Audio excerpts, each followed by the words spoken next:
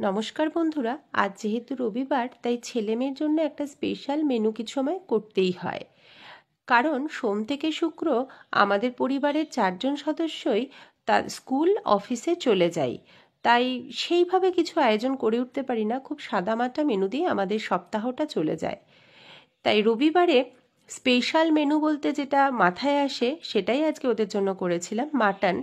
আর আমার যেহেতু শরীরটা খুব একটা ভালো নেই তাই মাছের ঝাল আর মাটন ছাড়া আর বিশেষ কিছু আজকে রান্না হয়নি।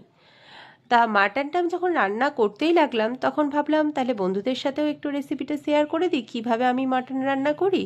আমি একদম নর্মাল এবং খুব হালকাভাবে মাটনটা রান্না করতে পছন্দ করি। আমি বেশি রিচ খাবার একদমই পছন্দ করি না, সহ্যও হয় না।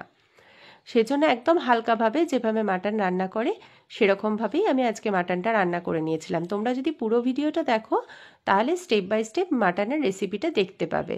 আর যেহেতু অনেক সময় আমি কড়াইতে বা হাঁড়িতেই মাটনটাকে সেদ্ধ করে থাকি, কিন্তু আজকে শরীরটা খারাপ বলে রান্না বসাতে বসাতে অনেকটাই বেলা হয়ে গিয়েছিল।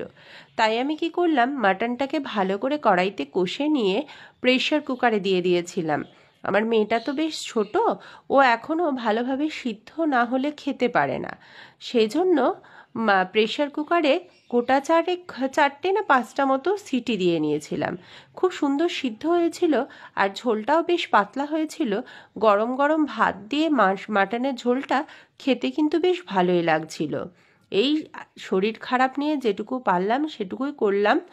আর তোমাদের সাথেই বা অন্য কি ভিডিও শেয়ার করি, তাই ভাবলাম যেটা আমাদের প্রতিদিনের খাবার দাবার তৈরি করি এটাই আজকে শেয়ার করে দিই। আর শরীরটা যেহেতু ভালো নেই, নতুন করে ভিডিও তৈরি করার মতো মন মানসিকতাও ছিল না।